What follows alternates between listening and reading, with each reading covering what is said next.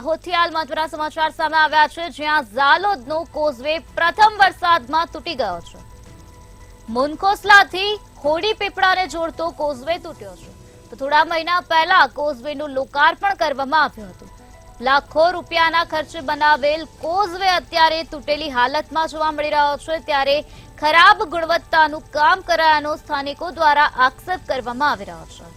Causeway તૂટતા શાળાના બાળકો પર સીધી અસર પડી છે, ત્યારે 2 દિવસમાં 3 જેટલા નવા બનાવેલ કોઝવે તૂટ્યા છે। અધિકારીઓ કોન્ટ્રાક્ટરોની મિલીભગતના પગલે આ પ્રકારની પરિસ્થિતિ જોવા મળી રહી છે। અધિકારીઓ સામે પગલાં લેવા માટે માંગણી કરવામાં આવી રહી છે। કોઝવે તૂટતા 4 થી 5 ફળિયા અને ગામોના સંપર્ક તૂટી ગયા છે, જેના કારણે સ્થાનિકોને હાલાકી ભોગવવાનો વારો આવ્યો છે।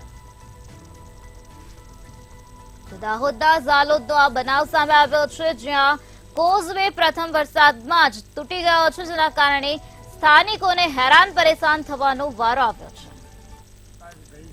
ગઈ સાલથી તૂટી ગયેલો હતો, તો એને સુધારવા માટે પાકા પાયાથી કામ કરાવવાનું હતું, તો પાકા પાયાથી કામ પાકા પાયાનું કામ ના કરવાથી માટી મેટલ નાખી અને સલાયું કામકાજ।